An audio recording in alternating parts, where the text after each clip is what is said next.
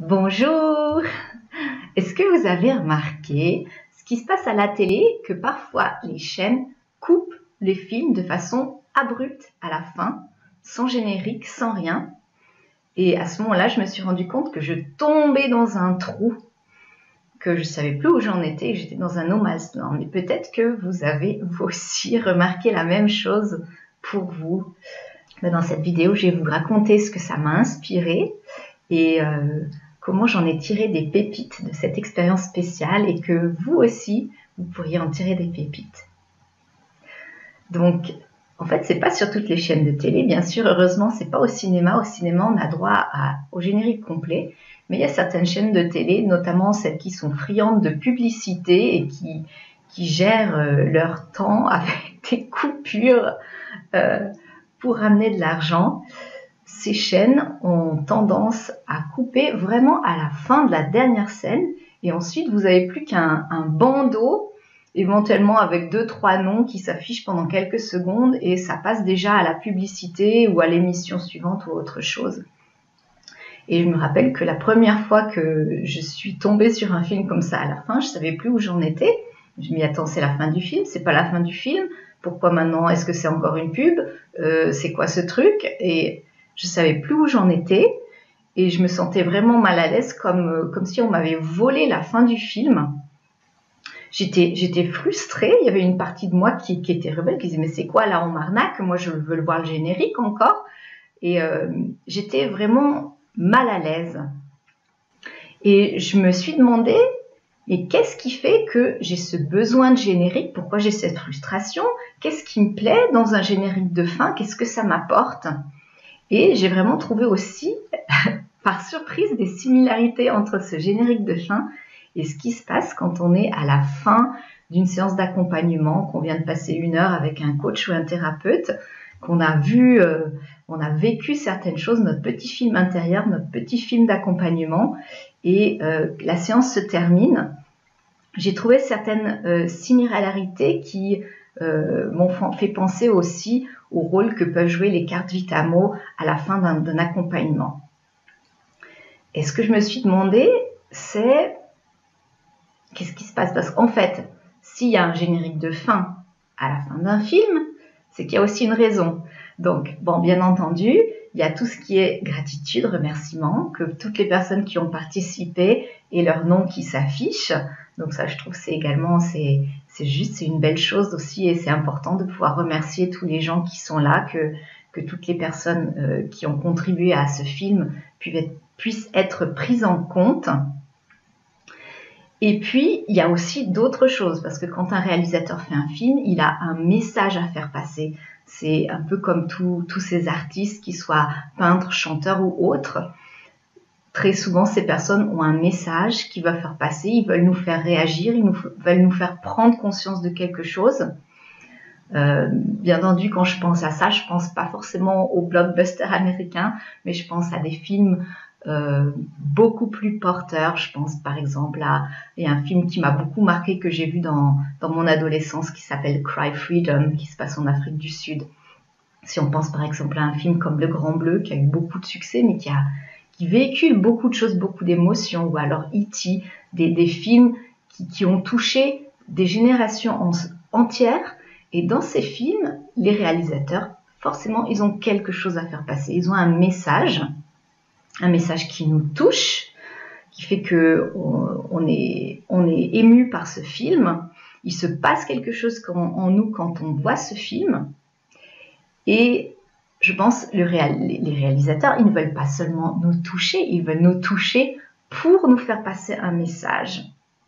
Et j'ai le sentiment que lorsque je suis dans le générique de fin, je suis dans une phase de transition. C'est comme un pont entre ce que je viens de vivre dans le film et ma vie quotidienne de tous les jours. Et ce générique de fin, ça me replonge dans le film d'une certaine façon. Et en même temps, ça m'accompagne dans une certaine prise de conscience, dans un petit changement de vie. Moi, ce qui me plaît dans le générique, c'est cette douceur qui m'accompagne. Je suis encore un peu dans le film parce qu'il y a cette musique hein. Forcément, la musique me maintient dans l'ambiance, elle m'accompagne dans la transition entre le film et mon quotidien. Et pendant cette transition, il y a un lien, une harmonie, une unification qui se forme entre les émotions que j'ai vécues et puis la conscience, entre le corps et la tête. Il y a quelque chose, c'est ce moment où en fait ce qui s'est passé dans le corps peut remonter jusqu'à la tête. Il y a une sorte de conscientisation qui se passe et j'intègre entre guillemets le message que j'ai reçu pendant le film. Alors, si on n'a pas ce générique de fin, qu'est-ce qui se passe? En fait, on tombe, il y a une sorte de fin abrupte, on n'a pas la possibilité d'intégrer, de digérer ce qu'on vient de vivre, et on passe dans une sorte de butinage d'un film à l'autre.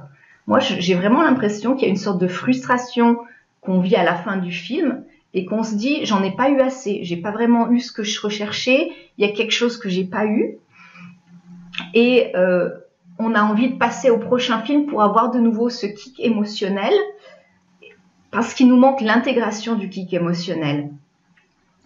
On n'a pas, notre cerveau est entre guillemets en manque, il lui manque cette plus-value de dire, voilà, j'ai eu des émotions, qu'est-ce que ça veut dire? Quelle est la pépite derrière? Quel est le trésor? Ces émotions, en fait, c'est comme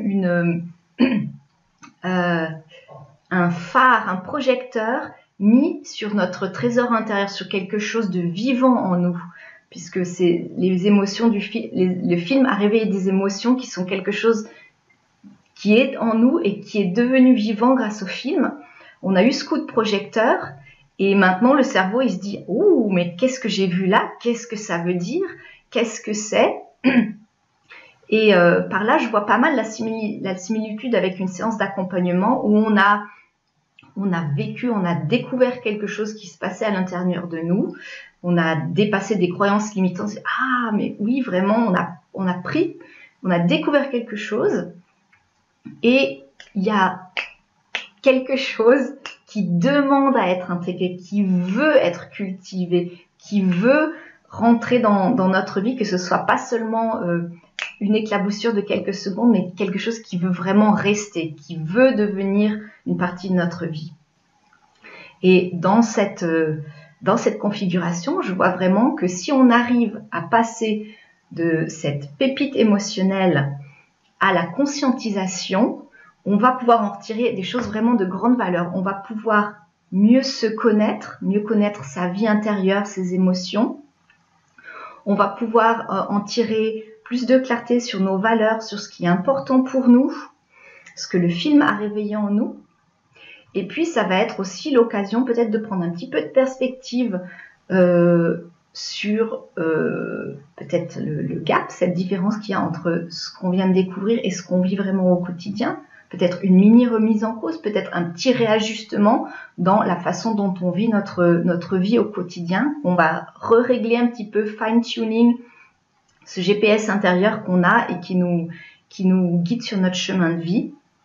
Et vraiment, cette phase de transition, ce pont entre l'émotion du film et la vie courante, ça va être quelque chose de grande valeur.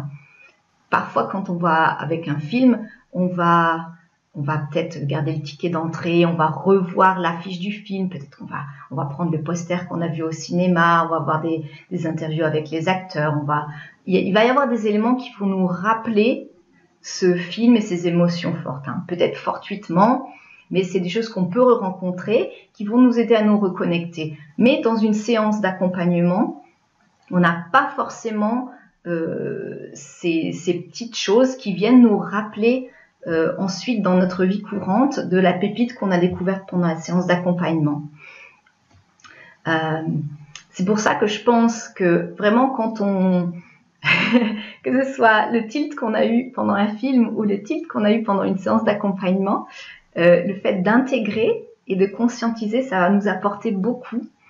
Après une séance d'accompagnement, si on arrive à mettre à place ce qui s'est dit, ce qu'on a découvert, si on arrive à célébrer la clarté qu'on a gagnée, Ça va être vraiment des choses de grande valeur pour nous. On pourra garder avec soi cette pépite, on pourra cultiver ce chemin, ce trésor, le mettre sur notre chemin quotidien et en profiter encore plus chaque jour.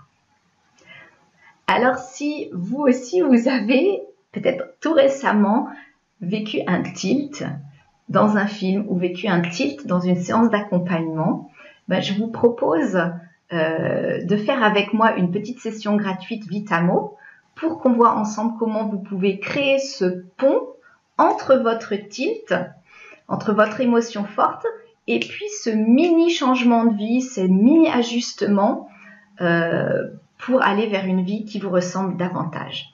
Donc c'est des sessions gratuites, j'en propose des sessions gratuites de 30 minutes, j'en propose 3 par mois et si ça vous intéresse d'en bénéficier, il vous suffit de m'écrire à mon adresse email vitamo@bluewin.ch et puis nous verrons ensemble comment pour vous et dans votre situation vous pouvez cultiver des mots vitamines pour poser des actions qui boostent votre vivance. Voilà, je me réjouis d'avoir vos messages et de faire ces accompagnements avec vous. Et d'ici là, je vous souhaite le meilleur. Tchuss!